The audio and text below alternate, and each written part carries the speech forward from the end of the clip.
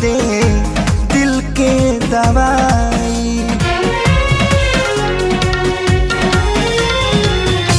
दुनिया बनवला तू ही वाह रे खुदाई, काहे ना बनवला दर्द दिल के दवाई। सपना रहल अधूरा सोचल भइल न पूरा, गुजरीले दुख के दौर से।